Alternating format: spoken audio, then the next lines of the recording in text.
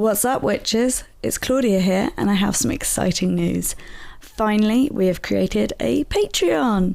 So you can find us at patreon.com/truecrimecovenpod. At the moment, there is only one tier. It's the familiar tier, and it's just where you can chuck us £1 just to help keep us going every month. We aim to expand on this and create new tiers and exciting content. But for now, if you'd like to support us in this way, please do go ahead. That's patreon.com/truecrimecovenpod. Enjoy the episode, guys. What's up, witches? Hi, I'm Claudia. And I'm Jess. And welcome to True Crime Coven.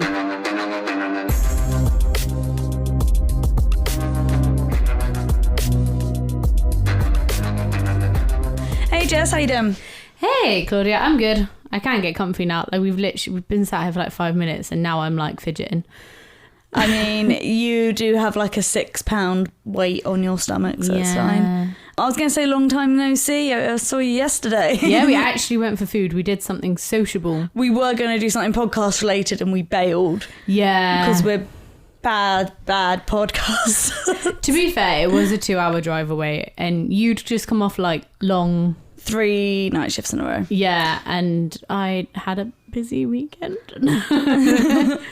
And to be fair, you're always a very busy person. Like, you make me feel so unproductive as a human. You're like, I've done this and this, and I'm like, I have sat in my own crumbs and watched TV. I'm not always that productive. Like, I go out a lot, but my house is a mess because I don't ever have time to clean it. Because obviously I had a wedding on Sunday, which is why I was out all weekend. And then on the way home, we went to Stonehenge, which was pretty cool. But then after that, I went home and had a nap, so... Yeah, but again, you're also literally growing a life, so... Yeah. You not being productive is you being more productive than me. Not necessarily. I'm only brewing farts. I mean, I'm doing that too. True. Very much so. Well, I hate to bring the mood down, but it is murder week. Ooh. No, wait, no, that's a ghost. That is the wrong sound effect, Jess. Yeah, I don't know, because I don't want to sound... I'm always excited for true crime cases, but I don't really want to be like, woo, murder! Yeah, we're definitely not cheering murder. Well, today I want to speak about femicide. Jess is looking at me. Sorry, no, as you said that, I was reading your mug. This is the first time I've actually read what the mug you've given me says. Oh, what does it say? Read it out. I've got the hots for Theresa May. Yeah, it was something Mikey got sent. Now, this is the term coined in 1976 by a feminist author called Diana E.H. Russell, who defined the term as the killing of females by males because they are female. However, the term femicide often includes killings of females by other females now too, and is considered a hate crime. Of course, here on True Crime Coven, we know that there are more than just 2 genders. There's more than just male and female. Yeah. But sadly, because those who don't identify as male or female, or those who were assigned the wrong gender at birth, are more likely to be victims of a hate crime, it's hard to find out facts and figures relating to the murders of females by those outside of the binary genders. Because, like, when you go to Google it, what comes up is, sadly, hate crimes against those who don't fall into the binary categories. As violence against the transgender, non-binary and gender fluid communities is way higher. So when you search the figures, you're met with more crimes against people within those communities than you are crimes committed by them. So it's really hard to find out facts and figures like that. Now, because 80% of murder victims are men, many argue femicide to be a non-issue, a feminist agenda, so to speak, whatever that means. But it's the startling amount of women who are killed by men and the violence against women perpetrated by men that astounds me. Whilst more men may be the victims of murder, 92% of women killed are done so by men. And on average in the UK, a woman is killed by a man every 3 days. Oh, wow. Yeah, that's scary, isn't it? Yeah, that is a very high number. Yeah. And every 4 days, a woman is killed by a current or former partner. That, although is really high and really significant, I am not surprised after hearing the first number that second number is by a partner. And we all know that when women often try to flee abusive relationships, it's that time when they're trying to flee that is the most dangerous. Also, I know like this is delving right into like a rabbit hole, but I wonder how many of the men murdered as well are also victims, like new boyfriends of women who've been victimized by ex.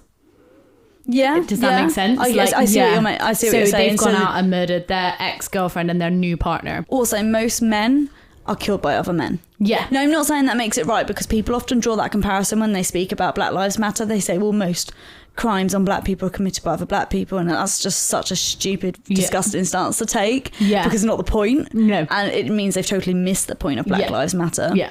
But most men are killed by men, and it just is still one of those things where, like, I'm not saying men are the issue. I know that a lot of men die by suicide, and I'm never trying to put the blame completely on men and every man. But I'm also just trying to get out there that it seems to be that a lot of people who kill tend to be men. We know it's not always the case. We've covered female killers. Amy Bishop. Yeah. Nicola Edgington. Like, we've covered female killers. I'm not going to sit here and say, like, women are perfect. Like, no. But statistically, men kill more. Yeah. And a lot of women are killed by men. Yeah. The statistics are shocking. They actually, when I was researching, it made me tear up a bit. I was like, yeah, I'm not surprised. God. I think because as a woman, I have taken steps to ensure my safety. Every woman has. Or at least we're all familiar with the warnings. Don't take shortcuts. Don't walk home alone at night. Don't wear your hair in a ponytail. It's easier to be grabbed.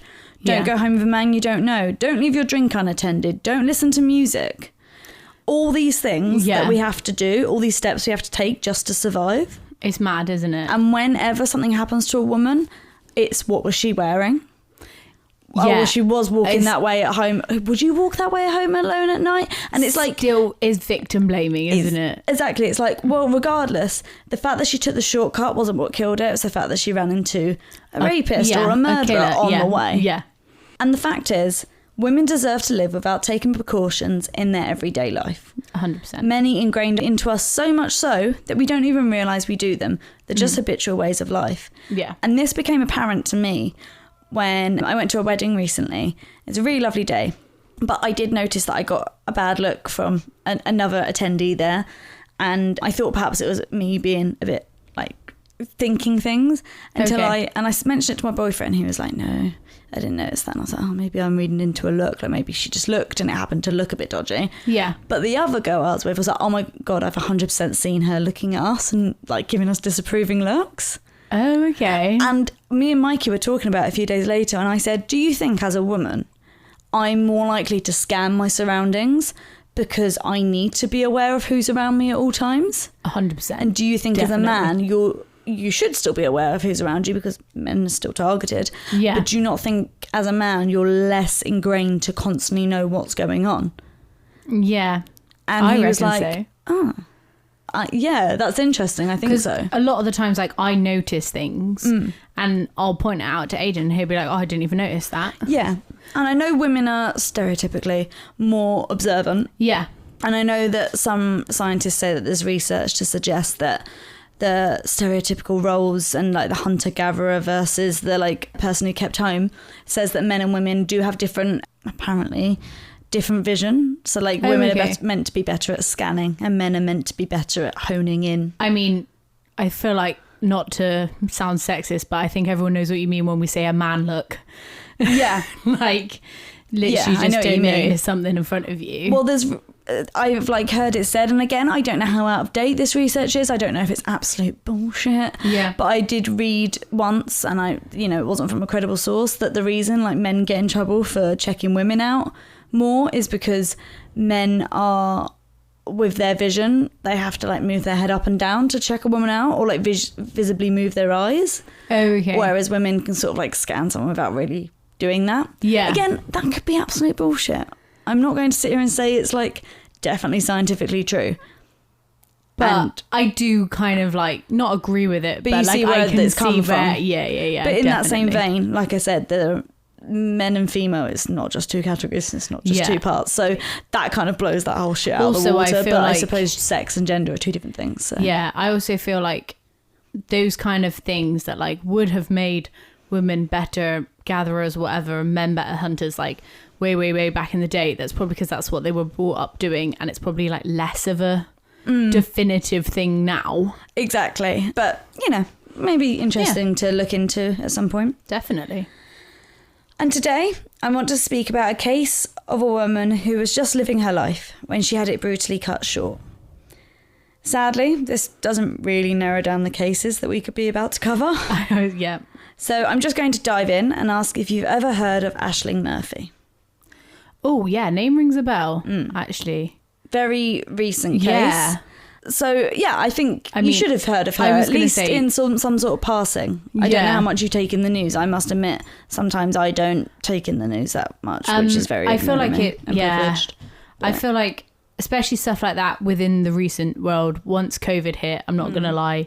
Like, obviously, I listen to the news, but yeah, I at the time that COVID hit, I lived with Aiden's parents, and his dad was retired at the time, and he literally just used to sit at home watching the news. So every time I came in, the news was on, and I got to a point where I was like, I cannot watch this anymore, it's just too depressing. But that name does definitely ring a bell. I always think, in terms of watching the news, it's one of those things where it's such a privileged position to be able to not watch it. But at the same time, I think we're all very overwhelmed with bad news at the moment. So whilst it's privileged and ignorant to perhaps not take it in, I think it is understandable sometimes. You have to be informed, but you've also got to make sure you're able to just get through the day. I tend to listen to I listen to my daily drive on the way home on Spotify, and that just gives you a 5-minute snippet of the news from today. And then on the way into work, I'll listen to Newsbeat on Radio 1. Yeah. Because again, it's just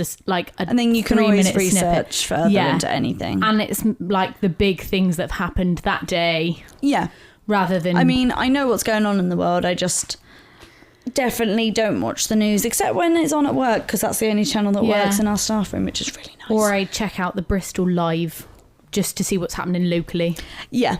It's good to be informed, but I think we can all agree that right now, sometimes you just have to be really kind to your brain. Yeah. And definitely. If you're privileged enough to do that, definitely acknowledge your privilege, but it's okay to sometimes have a bit of privilege, as long as you're not a dick about it.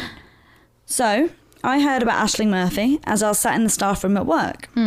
As I said, that's the only channel that works in our staff room. It's really great to work a really stressful A&E shift and then go into the staff room. And one time they were doing a segment about babies dying in hospitals, and I thought, well, this is hunky-dory. Yeah, this is what I want to listen to. Could we turn this off, please? And literally my eyes filled with tears. I remember speaking to one of the doctors about it, and I began tearing up.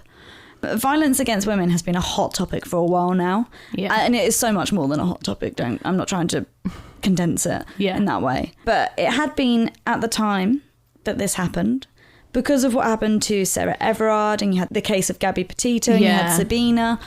You had all these women that were being killed. There was a lot in a short space of time. Yes, and I think also what we all were made aware of during COVID was that people who are isolating and staying indoors in houses with abusive partners were having it worse than ever before. Oh, definitely. Because that partner's no longer going to work or going to the pub with his friends, or you're not able to take the kid out for a walk or go for a walk. There's no escape for these poor people who were being who were victims of domestic abuse. Exactly. So I think it was all more on our minds, and then it did seem like quite a few crimes happened to women in a short space of time. I don't know if maybe they're just being more reported on.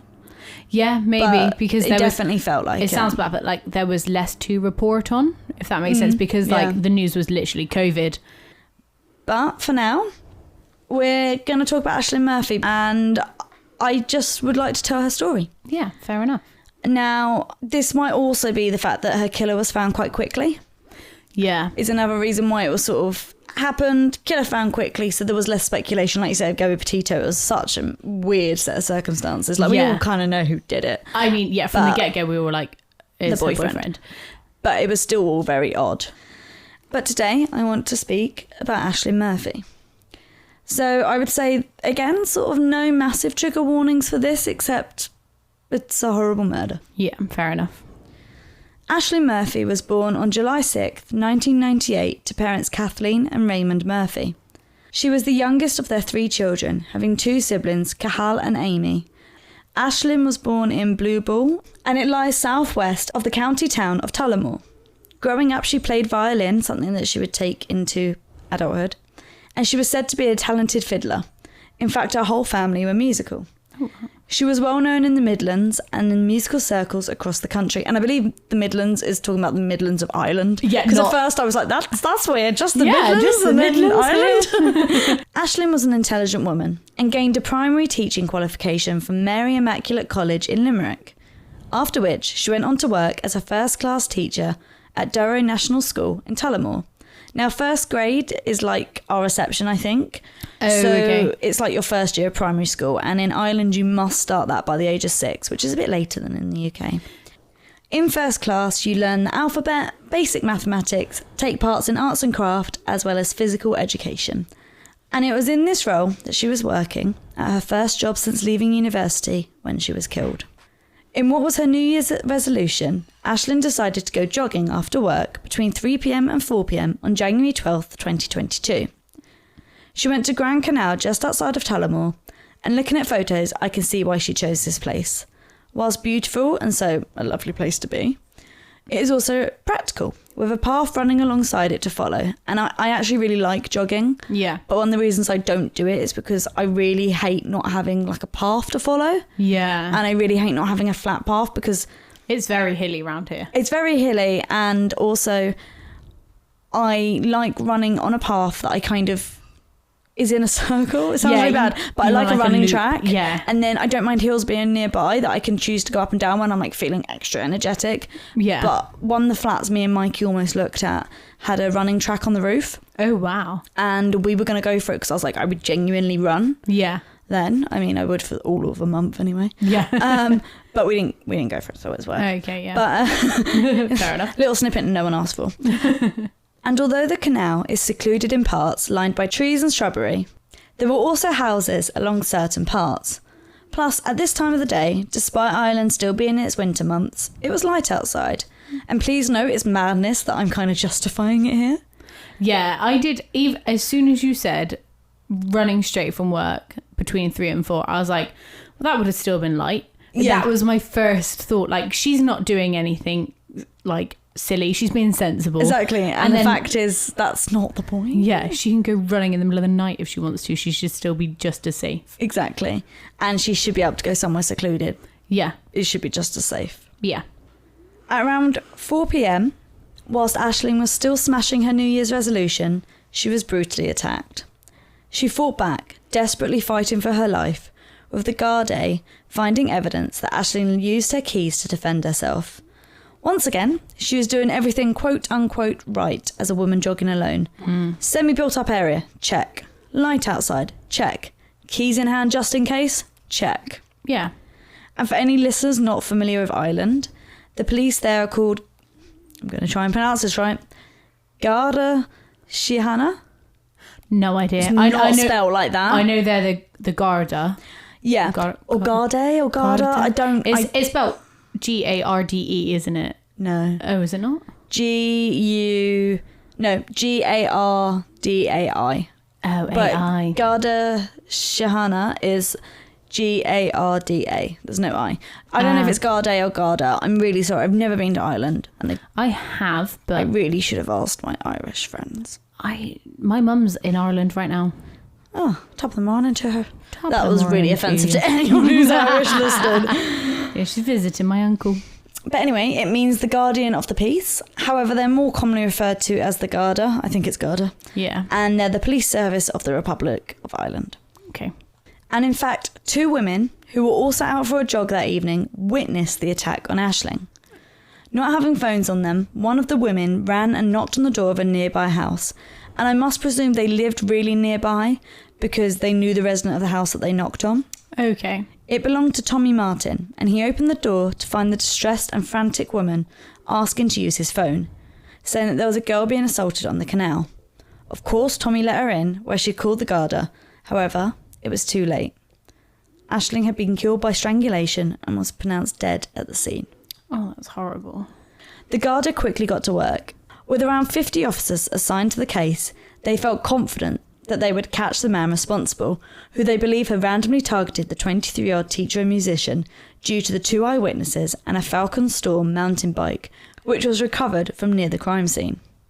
The mountain bike was especially important due to its distinctive greenish-yellow front forks. And I'm not a bike person, so that means nothing to me. Absolute gibberish. Why do you have forks on a bike?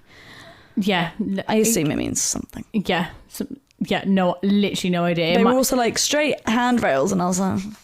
Oh, I'm guessing that means like normal handrails rather than like road bike. You know how road bikes like curl under like they have the curvy ones. Yeah. But forks, I'm literally just imagining like forks. Like eating forks. The painted green stuck on the front of his bike. And by greenish yellow, I assume they mean like neon. Yeah, in my head, it's like, I'm just picturing a kid's bike. Like... Yeah, no, but it wasn't a kid's bike. No, but, yeah. I'm guessing nice lot of fingerprints though on a bike. Well, they also had so much to go by, like literally 2 eyewitnesses. Yeah, they're going to see this man. Just the day after Aisling's murder, they detained a 40-year-old man based on the descriptions given, but they ended up releasing him quickly after clearing him of all suspicion. However, due to the threats and abuse he faced online after his arrest, he had to be taken to a safe house for the night after his release, which is so sad. Like, I understand the anger and disgust, but to jump on someone cleared, who it sounds like was only arrested because he fit the suspect's description, is not okay. Yeah, also, if they've cleared him that quickly, they obviously have sufficient evidence to go by that it wasn't him. He probably had a really good alibi, fingerprints didn't match, put him in a lineup, and the women were like, not him. Exactly. Like, I understand that people have been cleared in the past for things, and either that cases remain unsolved, but everyone kind of knows that they did it, or believes that they did it, or, you know, people have been cleared and actually gone back and it is them. I get that. But he was arrested the day after and then cleared the same day. Yeah. That's a very quick time to arrest someone. They were clearly striking while the iron was hot and got it wrong. Yeah. Which happens. Also, if you give a description of a guy who's 5'9" with medium length brown hair, well, I must say, you're going to get quite a few hits. Looking at pictures of who allegedly did this to Aisling, I have to say allegedly because they've not been charged yet. Okay. He is very run-of-the-mill looking. Yeah. It's not like, okay, I've got pink and blue hair. If I committed a crime, that narrows it down if you describe that. Whereas if you commit a crime... I've got like long balayage hair. I'm 5'6", average build. Yeah. Like the pregnancy rules narrows it down a little bit. But on a normal day when I'm not pregnant. On a normal, you know, my days off. Yeah. On my days off from being a whale. I would say I'm quite average, bog standard. You fit the description of multiple people, whereas, once again, I've got pink and blue hair, I've got quite a lot of tattoos, some that could be, you know, people might go, oh, she had like a pigeon tattoo. Yeah, like Ed Gamble once described himself as the default character on a video game, and I'm like, yeah, okay, yeah, there's some people do just look like the default character on a video game. And regardless, this man did not deserve to be made to feel unsafe. Yeah. On top of having the eyewitnesses and the bike as evidence to go off of, there was also DNA recovered from Aisling's body. Mm-hmm. And this would come in very useful when a man turned up at a hospital in Dublin. So he presented with a number of serious injuries which he couldn't explain, wounds which may have been caused by a woman fighting for her life with sharp keys. Funny that. The man was also known to have links to County Offaly, where Tullamore is situated. And so the hospital staff called the Garda after something just wasn't adding up with their patient. And yeah, it is also like a bit of a sixth sense. Like, I get it sometimes with patients. Like, you ask some things and you kind of get a bit of a, Yeah, and you're like, oh, how did you get that? And they're like, oh, I can't remember. Yeah. And you're like, I've definitely had weird things presenting. You think that explanation doesn't make sense. Yeah. And after some background checks by the Garda, they decided to take him in for questioning as soon as he was released from hospital. They also searched 2 properties, one in Dublin where the suspect lived, and one in County Offaly. 2 cars were also seized and searched, including the taxi which the suspect took to the hospital. I'm assuming they may have thought that he hadn't changed his clothes and was like maybe... Would have left some DNA evidence in the back of the taxi. Maybe, is what I'm assuming. And potentially any sort of like hairs or fibres she may have left from her clothing or her head hair may have been on him. Yeah, definitely. All it takes is one little fibre. Yeah. Finally, on January 18th, 2022, the same day of Aisling Murphy's funeral, the main suspect in the case was discharged from Tallaght Hospital, or a hospital in Dublin, and swiftly arrested on the suspicion of her murder. The The following day, he was named as 31-year-old Joseph Puska, a Slovakian national. On the 19th of January, Joseph was brought before the local district court in a grey tracksuit, whilst Aisling's relatives stood at the back of the courtroom, holding photos of their beloved daughter, sister, and girlfriend. Outside, crowds gathered in support of Aisling Murphy's family and in a joint hatred for the man responsible for taking her from them. After Detective Sergeant David Scahill gave evidence of arrest, charge and caution, Joseph was asked how he pled, to which he simply responded, no. I have to assume they said, did you kill her or are you guilty of the murder? But he just said no. Normally they say, how do you plead? Not guilty. And you say not guilty or guilty. Yeah. But you don't just sit there and go, no. Yeah.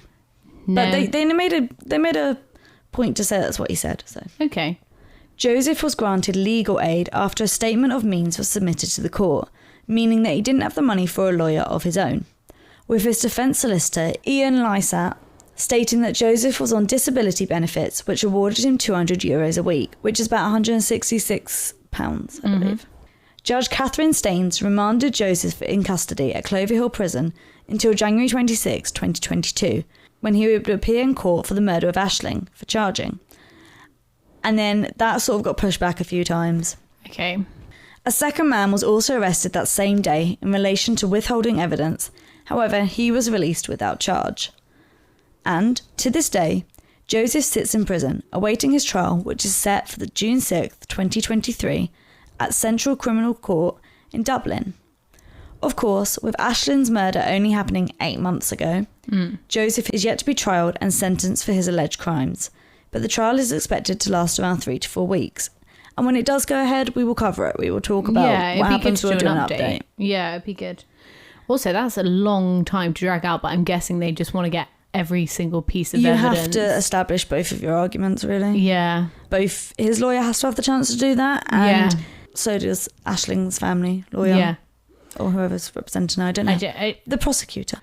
Aisling Murphy's funeral went ahead on January 18th, 2022, as mentioned above, at St Bridget's Church, with attendees including Taoiseach Michael Martin, essentially the Prime Minister of Ireland, as well as President Michael D. Higgins and the Minister for Justice, Helen McEntee. Her boyfriend of 5 years, Ryan Casey, whom Aisling was set to begin building a house with on land gifted to them by Ryan's grandfather less than a month before, on Christmas Day, spoke of his grief and loss, describing his love as everyone's shining light and his soulmate. He added, "She was always there, always willing to help anybody, anywhere, at any time, and always put herself last. She had so many hobbies and talents which all combined to make her the incredible, loving and beautiful person we were all so lucky to know and love to spend as much time with as possible." Aisling's funeral procession passed by the school where she worked, and children in schools across the country observed a minute's silence at 11 a.m. in her memory. Bishop Deenahan said that Aisling's murder made everyone question people's attitudes towards women. And I do think that one thing that sets Ireland apart a little bit from the UK, and this sounds like I'm dunking on Ireland and I'm not, but notoriously their abortion laws have been a lot stricter than ours. Yeah. Which is also something that's quite a hot topic at the moment. It's still quite a religious country compared to England.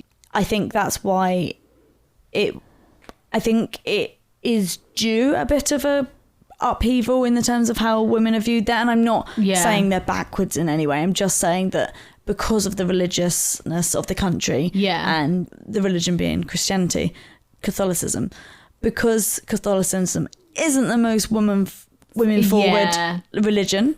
I don't want to offend anyone here, but because it's not the most women forward religion, there have been some stuff that has held women back and definitely created negative attitudes towards women. And I think, I hope and I think that this was a bit of a turning point. It's really sad that this had to be the turning point. And the thing is, there have been people campaigning for it, and this is not to diminish their efforts or to even try and speak about, well, in the UK we're like this, because oh my god, no, things are not right here either. Oh my god. And that was obviously brought forward by what happened to Sarah Everard and Sabina, and there's been other women things after. Are getting worse in this country. But I think it was just a bit of a turning point because it was an Irish crime. Yeah. Aisling's murder came after a number of highly publicised killings of women, which we've mentioned, which brought violence against women into the forefront of everyone's minds and hearts across Ireland and the United Kingdom. Women's Aid Ireland demanded a policy of zero tolerance of violence by men against women, stating that since they began keeping records in 1996, 244 women in Ireland have been killed by men, with 87% of solved crimes being perpetrated by a man that the victim knew. In direct response to Aisling's murder, the Minister for Justice, Helen McEntee, she was the one who attended her funeral, brought a memo to Cabinet on new legislation on the 20th of April, which could make stalking and non-fatal strangulation standalone offences carrying a maximum prison sentence of 10 years. The reason they include stalking in this is because it is believed that Joseph Puska may have stalked another potential victim just 2 hours before he killed Aisling, based upon CCTV footage found of him. And yeah, I'm guessing he probably did escalate in some way. I'm guessing he probably started by being an absolute creep. Yeah, and it probably started with stalking and then escalated to... Most killers don't start off with killing. No. It's probably not the first time he attacked someone either. It's what I'm guessing from what I know of criminals. But who knows? Which will make it interesting once it goes to trial, because obviously we'll have more information then, and an update would be... Yeah, we will do an update. Yeah. Obviously, we've got a year to go, pretty much. Now, chillingly, where Aisling was killed along the Grand Canal was at a stretch called Fiona's Way, named after a woman called Fiona Pender, who went missing 25 years ago in Tullamore. Fiona Pender has never been found to this day, but it is widely believed that she came to harm as she was pregnant with her boyfriend's baby at the time of her disappearance and was said to be excited for the next chapter in her life, having gone baby clothes shopping with her mum just the day before she vanished. And so, in 2017, Fiona's Way was created, serving as a walkway and monument for the young woman, with a sculpture in place for her, which was designed by her brother John. And if you look up the sculpture, it's 2 circles, one inside the other, set into 24 different parts. And he said that it's 2 different circles to represent her and her unborn child. Yeah. And the 24 parts are meant to be so you can count the hours of the day that she's been gone for. Oh, that's really sweet. And really sweet and sad at the same time. I think as well there was a cross found with her name on it, and so many believe she wasn't found underneath the cross, but many believe that she is dead, and the chances are that she is. Most people who are missing for 25 years aren't coming home. Yeah, unfortunately, yeah, sadly. And what are the chances that this is where Aisling would lose her life, on the same stretch of land named after a woman whose life was also cut short, statistically likely to have been killed by a male perpetrator? And in all honesty, I don't really know how to end this episode, except to say that women deserve to be and feel safe everywhere. Everyone has that right. Men deserve it too. Yeah. And, everyone. So next time a woman is hurt, or even worse, try not to ask how she could have better protected herself. Instead, find yourself asking why men attack and kill women in such high numbers, and how we need to be having conversations about how misogynistic behaviour is not okay. This has recently been scarily made popular, again, by that arsehole Andrew Tate. Not just him, though. God. He is just a prolific person at the moment. Yeah. And I believe he needs no introduction. I don't want to give him one. No. Other than that arsehole Andrew Tate. And thank fuck he's finally off of everything. Yeah. Bye-bye. But yeah, the things that school teachers have said that they've heard their young male pupils say and tell other... Really? Yeah. There's been a few teachers that have heard their male pupils talk about Andrew Tate, and then in the same breath tell female members in the same class, like, shut up, you belong in the kitchen, shut up, women aren't important, I'll choke you, and all this. Like, it's scary. And whilst he's not the only misogynistic asshole out there, he's definitely someone who had a large following, and unfortunately a lot of people believe that as well. Yeah, because he was on platforms like TikTok, which has a younger following. Yeah. Like, I feel old on there. Yeah, I don't have TikTok.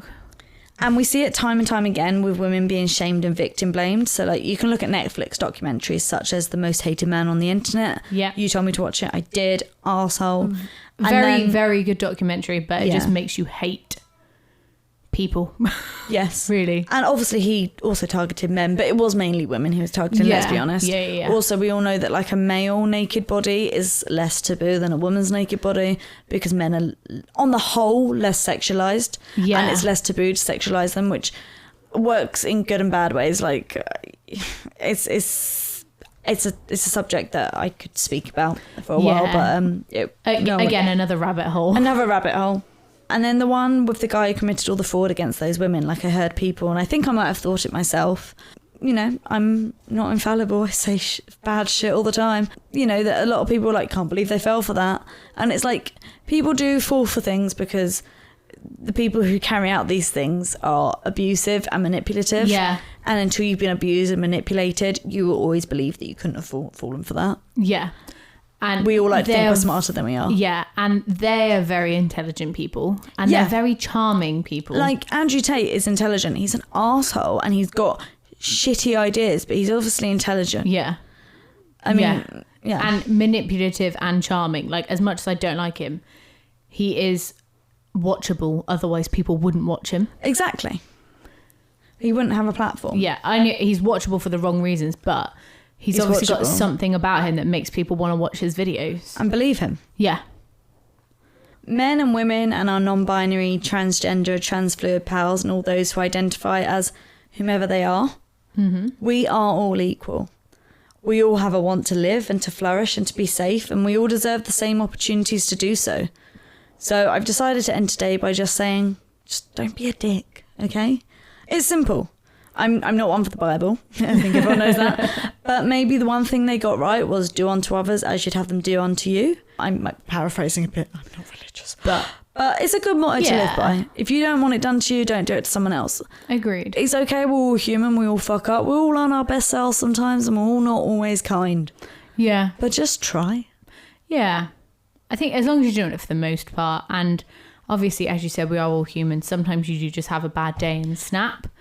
But as long as you apologise for it and grow. Yeah.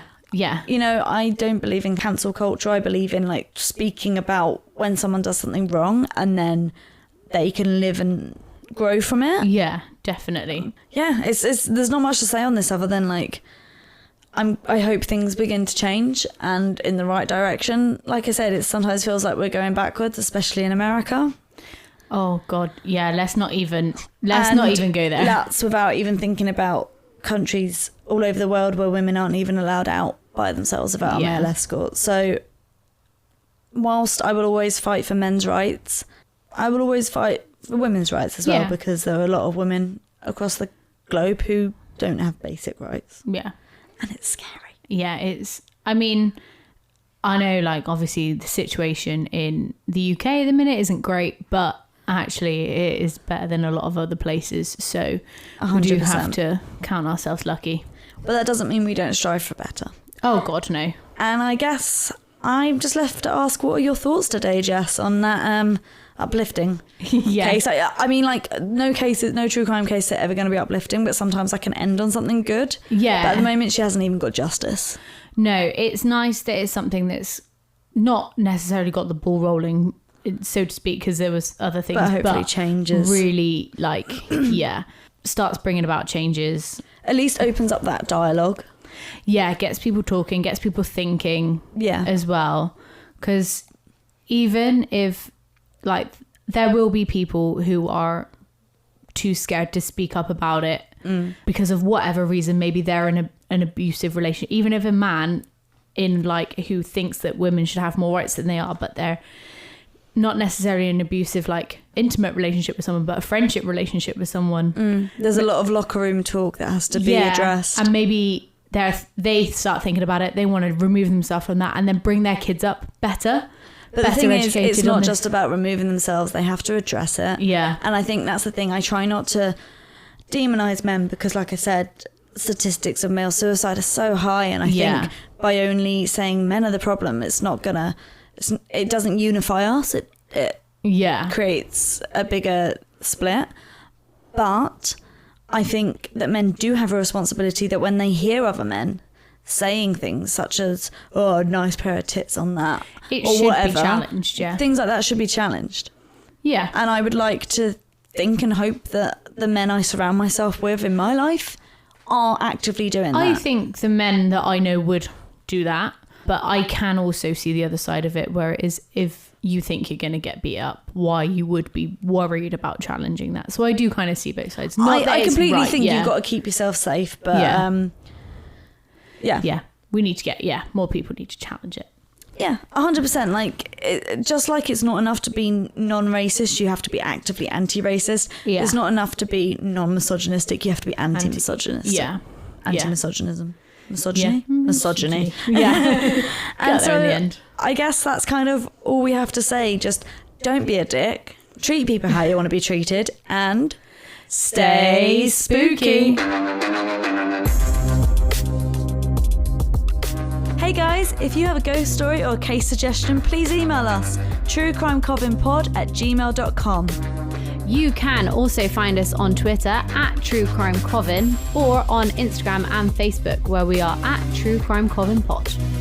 Also, it would mean the absolute world to us if you could rate us wherever you're listening to this right now, be it Spotify, Apple Music, or if you're on YouTube, give us a little thumbs up, click that bell, get notifications every time we post. Subscribe to us wherever you get your podcasts from.